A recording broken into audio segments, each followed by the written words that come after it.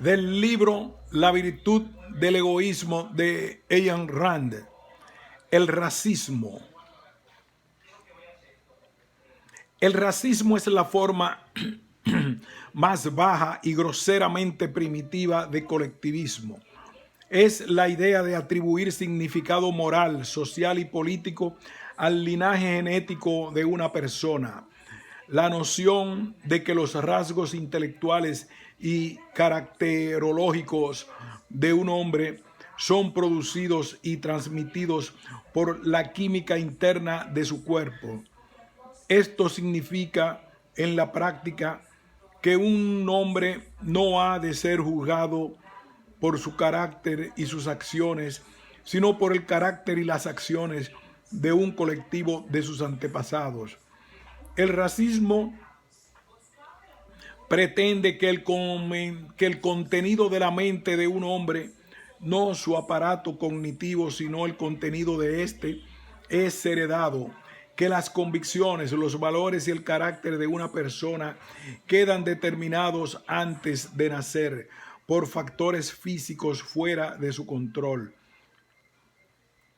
Esta es la versión cavernícola de la doctrina de las ideas congénitas o del conocimiento heredado, que ha sido totalmente refutada por la filosofía y la ciencia.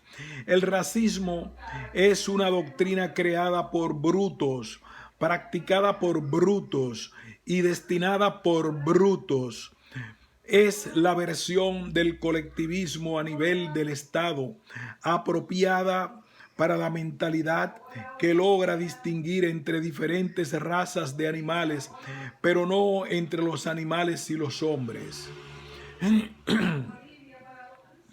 Como cualquier otra forma de determinismo, el racismo invalida el atributo específico que distingue al hombre de todas las demás especies vivientes, su facultad racional. El racismo niega dos aspectos de la vida del ser humano: la razón y la elección, o la mente y la moral, reemplazándolos por predeterminaciones químicas. La familia respetable que mantiene a parientes que no lo merecen u oculta sus delitos para proteger el buen nombre de la familia, como si la estatura moral de un hombre pudiese ser dañada por las acciones de otro. El holgazán que hace alarde de que su tatarabuelo fue un constructor de imperios. La solterona pueblerina que presume de que su tío abuelo por la parte materna fue un senador del parlamento y su primo lejano dio un concierto en el Carnegie Hall, como si los logros de un hombre pudiesen borrar la mediocridad de otro. Los padres que revisan árboles genealógicos para evaluar las posibilidades que ofrece el yerno en perspectiva. La celebridad que comienza su autobiografía con un detallado relato de su historia familiar. Todos estos son ejemplos de racismo, manifestaciones atávicas de una doctrina cuya más completa expresión es la guerra tribal de los salvajes de la prehistoria, el genocidio de la Alemania nazi y las atrocidades perpetradas en las que en la actualidad se ha dado en llamar naciones emergentes. La teoría que sostiene como criterio intelectual y moral la nobleza de la sangre no puede llevar a otra cosa en la práctica que al derramamiento de sangre. La fuerza bruta es la única acción posible para los hombres que se consideran a sí mismos como compuestos químicos carentes de cerebro. Los racistas modernos intentan probar la superioridad o inferioridad de una raza determinada a través de los logros históricos de algunos de sus miembros. El frecuente espectáculo histórico de un gran innovador que en la vida fue escarnecido, denunciado, obstaculizado y perseguido por sus compatriotas, para luego, algunos años después de su muerte, ser reverenciado, honrado con un monumento nacional y aclamado como prueba de la grandeza de la raza alemana o francesa o italiana o camboyana. Es una muestra tan repugnante de la expropiación colectivista perpetrada por racistas como cualquier expropiación de la riqueza material cometida por los comunistas. Así como no existe una mente colectiva o racial, tampoco existen logros colectivos o raciales.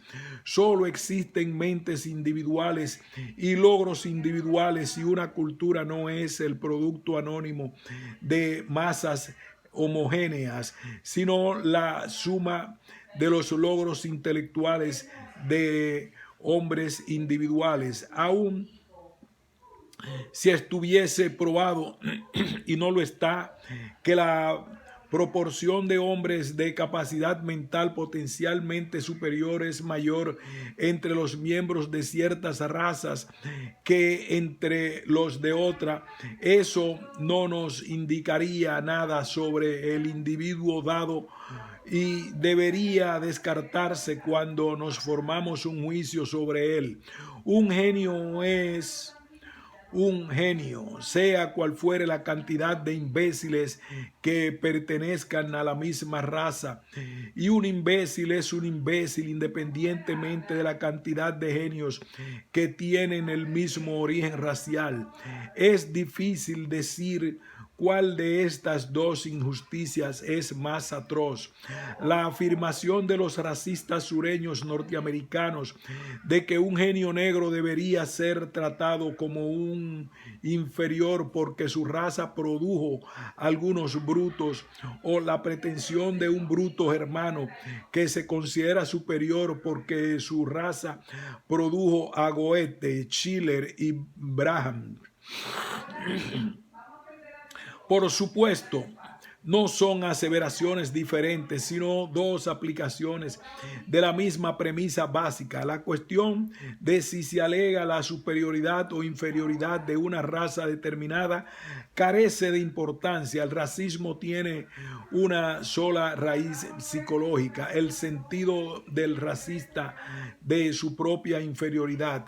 Como cualquier otra forma de colectivismo, el racismo es una búsqueda de lo inmerecido, es una búsqueda del conocimiento automático, de una evaluación automática del carácter humano, que intenta dejar de lado la responsabilidad de ejercer un juicio racional y moral. Por sobre todas las cosas, es una búsqueda de autoestima automática o pseudo-autoestima.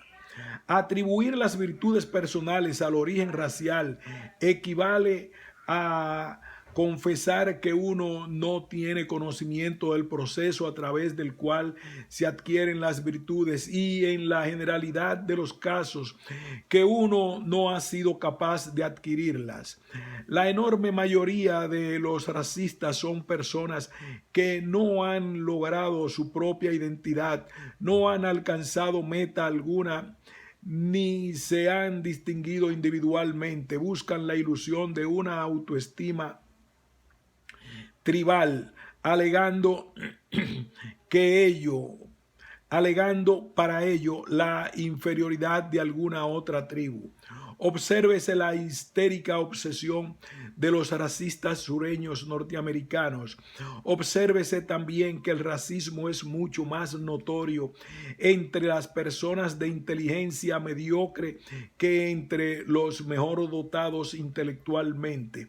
Históricamente el racismo creció y decayó siempre en forma paralela al crecimiento y la caída del colectivismo. Este sostiene que el individuo no tiene derechos, que su vida y su trabajo pertenecen al grupo, a la sociedad, a la tribu, al Estado, a la nación, y que el grupo tiene derecho a sacrificarlo a su arbitrio en beneficio de sus intereses. La única manera de implementar una doctrina de esa naturaleza es por medio de la fuerza bruta. Por lo tanto, el estatismo ha sido siempre el corolario político del colectivismo.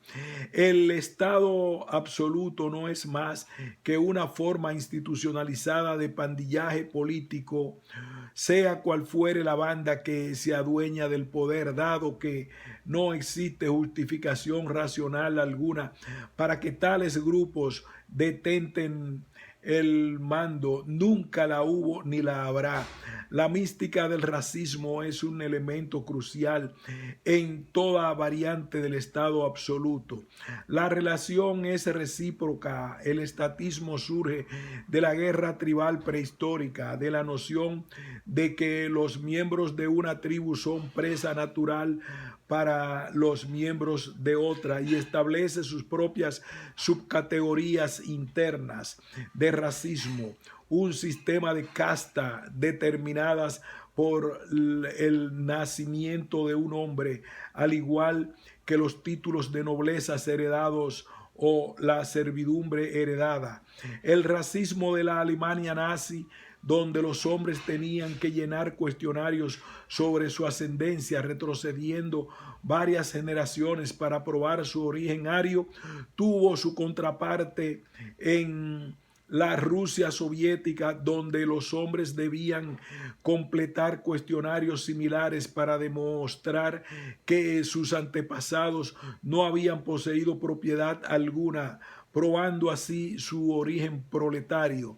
La ideología soviética se apoya en la idea de que los hombres pueden ser condicionados genéticamente para el comunismo, es decir, que unas pocas generaciones condicionadas por una dictadura transmitirán la ideología comunista a sus descendientes, en quienes el comunismo será congénito. La persecución de las minorías raciales en la Rusia soviética, de acuerdo con el origen racial o el capricho de algún comisario, es una cuestión de expediente. El antisemitismo prevalece particularmente, solo que a las masacres organizadas de judíos se las denominan purgas políticas. Existe un solo antídoto para el racismo: la filosofía del individualismo y su corolario político económico, el capitalismo del laissez-faire. El individualismo considera al hombre, a todo hombre, como una entidad independiente, soberana, que posee un derecho inalienable a su propia vida, derecho que se deriva de la naturaleza como ser racional. Sostiene que una sociedad civilizada o cualquier forma de asociación, cooperación, coexistencia pacífica entre los hombres puede lograrse únicamente sobre la base del reconocimiento de los derechos de cada individuo, y que un grupo como tal no tiene más derechos que los derechos individuales de sus miembros. Véanse en los capítulos 12 y 13. No son los antepasados, los familiares, los genes o la química del organismo de un hombre lo que cuenta en un mercado libre, sino solo un atributo humano, la capacidad de producir. El capitalismo juzga a un hombre por su capacidad y ambición individuales y lo premia de acuerdo con ellas. Ningún sistema político puede establecer la racionalidad universal por ley o por la fuerza, pero el capitalismo es el único sistema que funciona de manera tal que premia la racionalidad y castiga todas las formas de irracionalidad, incluso el racismo. Hasta ahora no ha existido en ningún lugar un sistema capitalista totalmente libre, pero lo que es enormemente significativo es la correlación existente entre el racismo y los controles políticos en las economías semiliberales del siglo XIX. Las persecuciones raciales y o religiosas de las minorías mantuvieron una relación inversa con el grado de libertad existente en un país. El racismo fue mayor en las economías más controladas, tales como Rusia y Alemania, y más débil en Inglaterra, que era entonces el país más libre de Europa. El capitalismo impulsó a la humanidad a dar sus primeros pasos hacia la libertad y hacia una forma de vida racional. El capitalismo atravesó las barreras nacionales y raciales por medio del libre intercambio. El capitalismo abolió la servidumbre y la esclavitud en todos los países civilizados del mundo. Fue el norte capitalista el que puso fin a la esclavitud en el sur en el sur, agrado feudal de los Estados Unidos de América. Tal fue la tendencia de la humanidad durante el breve periodo de unos 150 años. No es necesario recapitular los espectaculares resultados y logros de tal tendencia que fue revertida por el auge del colectivismo. Cuando los hombres comenzaron nuevamente a ser adoctrinados en la idea de que el individuo no posee derechos, que la supremacía, la autoridad moral y el poder sin límites pertenecen al grupo y que aquel no tiene significado alguno fuera de su grupo, la inevitable consecuencia de que los hombres comenzaran a inclinarse hacia un grupo u otro en busca de protección en medio del azoramiento y el terror subconsciente. La colectividad a la que es más sencillo unirse, la más fácil de identificar, sobre todo para personas de inteligencia limitada, la que menos exige en cuanto a pertenencia o unión, es la raza. De este modo, los teóricos del colectivismo, los humanitarios defensores de un Estado absoluto benévolo, dieron origen al renacimiento y al renovado virulento crecimiento del racismo en el siglo XX. En su gran época capitalista, Estados Unidos fue el país más libre de la tierra, así como la mejor refutación de las teorías racistas. Hombres de todas las razas acudieron, algunos desde países ignotos, culturalmente mediocres, y alcanzaron logros de capacidad productiva que jamás hubiesen visto la luz en sus países nativos rigurosamente controlados. Hombres de diferentes grupos raciales que durante siglos se habían enfrentado en luchas sangrientas, aprendieron a convivir en armonía y cooperación pacífica. Se ha dicho y es absolutamente cierto que los Estados Unidos de América son un crisol de razas, pero pocas personas se dieron cuenta de que en este país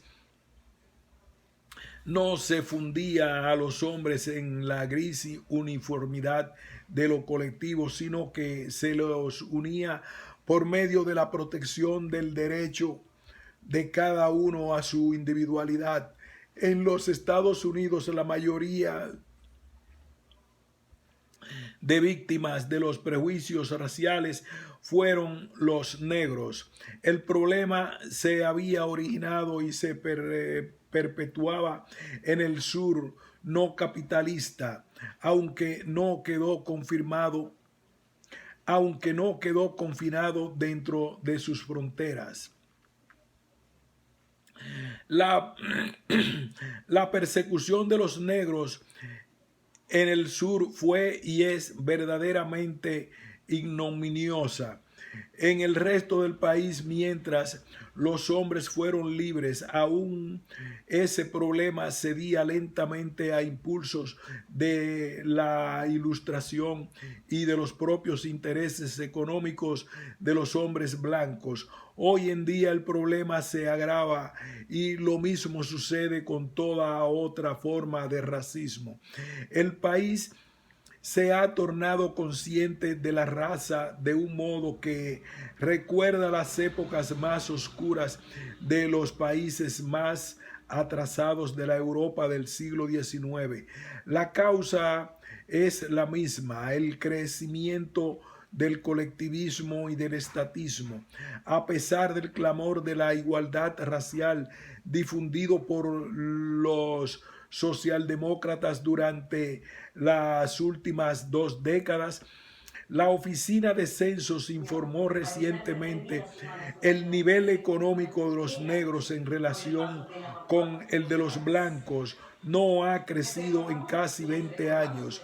Se elevó en los años más libres de la economía mixta y se deterioró con el progresivo aumento del Estado benefactor socialdemócrata. El crecimiento del racismo en una economía mixta se mantiene a la par con el incremento de los controles gubernamentales. Una economía mixta desintegra a un país en una guerra civil institucionalizada de grupos de presión, cada uno de los cuales lucha en la procura de favores legislativos y privilegios especiales a costa de los demás. La existencia de tales grupos de presión y de sus camarillas políticas se reconoce actualmente en forma abierta y cínica. La pretensión de toda filosofía política, de todo principio ideal o meta a largo plazo está desapareciendo con rapidez de la escena y prácticamente se ha admitido que los Estados Unidos se encuentran a la deriva, a merced de un juego de poder a corto plazo ejecutado por pandillas estatizantes, cada una de ellas interesada en obtener el control legislativo con el fin de lograr ventajas especiales para el momento inmediato.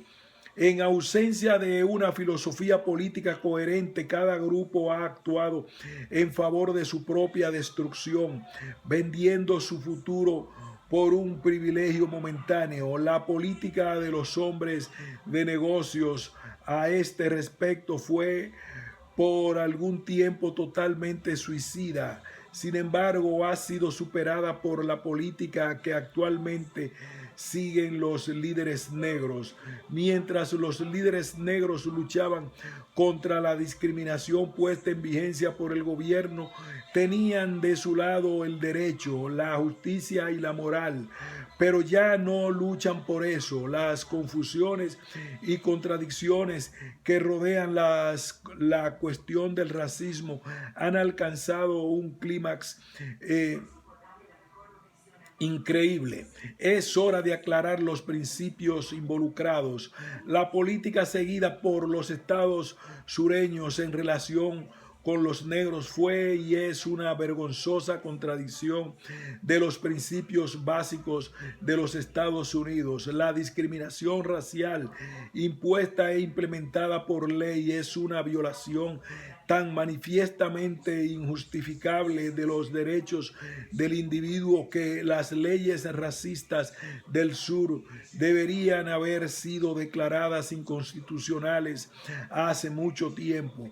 La pretensión de los racistas sureños acerca de los derechos del Estado es una contradicción en sí misma. No existe el derecho de algunos hombres de violar los derechos de los demás.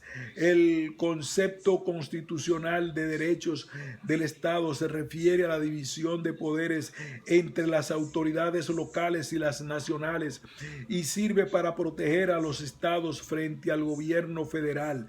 No concede al gobierno de un estado un poder ilimitado arbitrario sobre sus ciudadanos, ni le da el privilegio de abrogar los derechos individuales de estos. Es innegable que el gobierno federal ha utilizado la cuestión racial para aumentar su propio poder, fijando un precedente para inmiscuirse en los legítimos derechos de los Estados miembros de una manera innecesaria e inconstitucional. Esto solo significa que ambos gobiernos están errados. Nada excusa la política de los racistas sureños.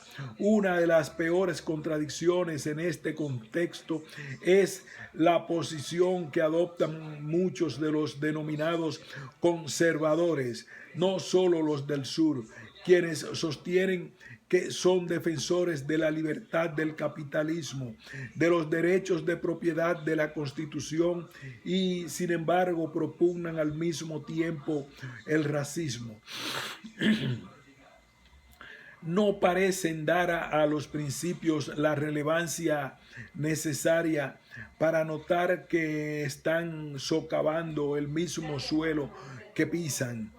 Quienes rechazan los derechos del individuo no pueden pretender defender o sostener derecho alguno. Esos supuestos campeones del capitalismo son los que más contribuyen a desacreditarlo y destruirlo. Los socialdemócratas son culpables de la misma contradicción, si bien en forma diferente. Alegan que todos los derechos del individuo deben sacrificarse en favor del poder ilimitado de la mayoría y al mismo tiempo se presentan como defensores de los derechos de las minorías. Pero la minoría más pequeña del mundo es el individuo. Quienes niegan los derechos del individuo no pueden llamarse a sí mismos defensores de las minorías. Esta acumulación de contradicciones, de miope pragmatismo, de cínico desprecio hacia todo principio de atroz irracionalidad ha alcanzado ahora su clímax con las nuevas demandas de los líderes negros. En lugar de luchar contra la discriminación racial, exigen que ésta sea legalizada y puesta en vigencia. En lugar de luchar contra el racismo, demandan el establecimiento de cupos raciales. En lugar de luchar en favor de la ceguera ante el color en las cuestiones sociales y económicas, declaran que esa ceguera es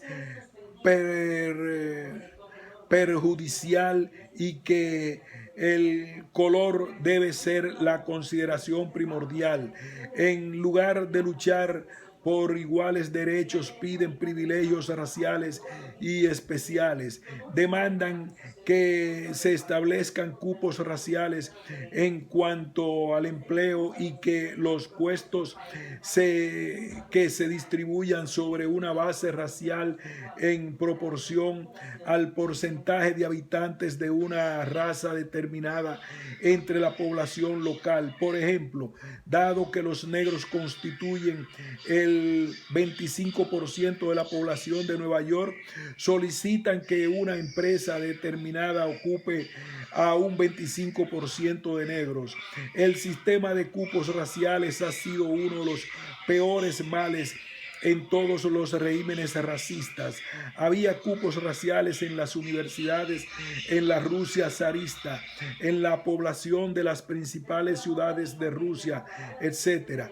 Una de las acusaciones contra los racistas norteamericanos es que algunas escuelas practican un sistema secreto de cupos raciales. Se consideró una victoria de la justicia cuando en los cuestionarios de solicitudes de empleo se dejó de preguntar cuál era la raza o la religión del solicitante.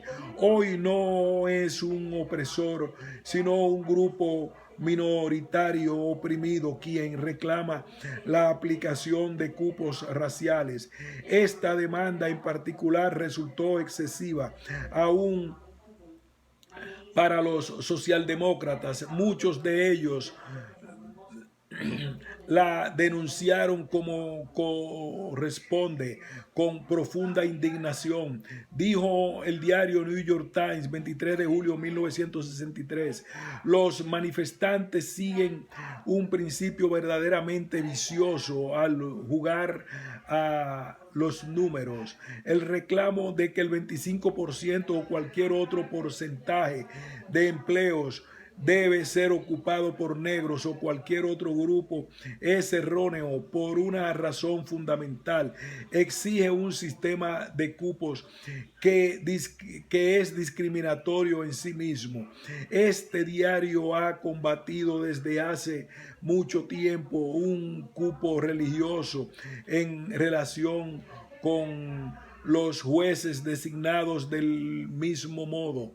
Nos oponemos a un cupo racial con respecto a los empleos, desde los más encumbrados hasta los más humildes, como si el desembosado racismo de esta demanda no fuese suficiente. Algunos líderes negros fueron aún más lejos. Whitney M. Jones Jr., director ejecutivo de la Liga Urbana Nacional, hizo la siguiente declaración. New York Times, 1 de agosto de 1963. Los líderes blancos deben ser lo suficientemente honestos como para aceptar que a lo largo de toda nuestra historia existió una clase especialmente privilegiada de ciudadanos que recibió tratamientos preferenciales. Esa clase fueron los blancos. Ahora nosotros decimos, cuando dos hombres, uno negro y el otro blanco, se encuentran igualmente calificados para un empleo, se debe contratar al negro. Considérense las implicaciones de tal declaración.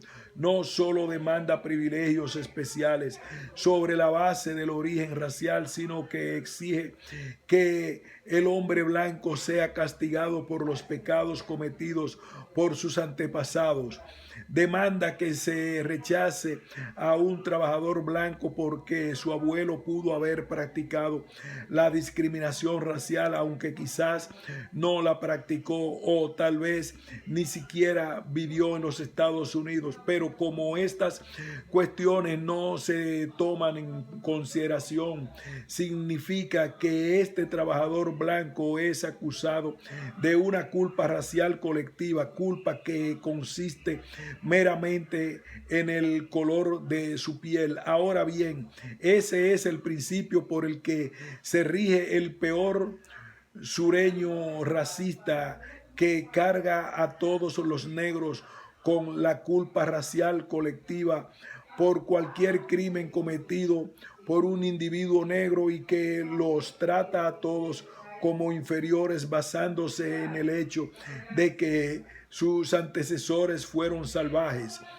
Lo único que se puede comentar con respecto a tales demandas es según qué derecho, según qué código, según qué norma. Esta política absurda y malvada está destruyendo la base moral de la lucha de los hombres de color. Su caso debe apoyarse en el principio de los derechos del individuo. Si exigen la violación de los derechos de los demás, niegan y pierden los propios. Se les aplica entonces la misma respuesta que en los racistas sureños no existe el derecho de algunos hombres a violar los derechos de otros. Sin embargo, toda la política de los líderes negros avanza en esa dirección. Por ejemplo, el reclamo de cupos raciales en las escuelas con la propuesta de que se obligue a cientos de niños blancos y negros a concurrir a escuelas situadas en barrios distantes con el fin de lograr un equilibrio racial nuevamente. Esto es racismo puro, como lo han señalado quienes se oponen a tal demanda. A asignar a los niños a ciertas escuelas en razón de su raza es igualmente perverso, tanto si se hace con fines de integración como de segregación. Y la sola idea de utilizar a los niños como peones de ajedrez en un juego político debería indignar a todos los padres de cualquier raza, credo o color. El proyecto de ley de derechos civiles presentado al Congreso es otro ejemplo de una grosera violación de los derechos del individuo. Es correcto prohibir toda discriminación en oficinas y establecimientos gubernamentales. El gobierno no tiene derecho a discriminar a ningún ciudadano y por ese mismo principio el gobierno no tiene derecho a discriminar en favor de algunos ciudadanos a expensa de otros. No tiene derecho a violar el derecho a la propiedad privada, prohibiendo la discriminación en establecimientos pertenecientes a ciudadanos particulares. Ningún hombre negro o blanco tiene derecho alguno a la propiedad de otro hombre. Los derechos de un hombre no son violados si una persona se niega a tratar con él. El racismo es una doctrina perversa, irracional y moralmente despreciable, pero las doctrinas no pueden ser prohibidas ni prescritas por ley. Así como debemos defender el derecho de un comunista a la libre expresión, aunque su doctrina es perjudicial, también debemos proteger el derecho de un racista a usar y disponer de su propiedad. El racismo privado no es una cuestión legal, sino moral, y solo puede ser combatido por medios privados, tales como el boicot económico o el ostracismo social. Está de más decir que la aprobación de este proyecto de derechos civiles será la peor violación de los derechos de propiedad en el lamentable registro de la historia norteamericana en lo que tal cuestión se refiere. Es una irónica demostración de la irracionalidad de una filosofía que raya en la locura y por consiguiente de la tendencia suicida de nuestra época. El hecho de que los hombres que más urgentemente necesitan la protección de los derechos del individuo, los negros, estén ahora a la vanguardia en lo que respecta a la destrucción de tales derechos. Cabe una palabra de advertencia: no hay que convertirse en víctima de los mismos racistas sucumbiendo al racismo. No se debe acusar a todos los negros de la abominable irracionalidad que algunos de sus líderes Ningún grupo posee hoy día un liderazgo intelectual adecuado ni representación adecuada alguna. Para concluir, citaré un editorial asombroso aparecido en el New York Times el 4 de agosto de 1963. Asombroso porque ideas de tal naturaleza no son típicas de nuestra época. Comillas, el problema no consiste en plantearse si un grupo reconocible por su color, rasgos o cultura tiene derechos como grupo. No, Lo que hay que plantearse es si cualquier individuo norteamericano, cualquiera que sea su color, rasgos o cultura, es privado de sus derechos como norteamericano. Si un individuo tiene todos los derechos y privilegios que le son propios de acuerdo con la ley y la Constitución, no necesitamos preocuparnos por grupos o masas. Esto, de hecho, no existen, excepto como figuras retóricas. Septiembre de 1963. Fin de este ensayo.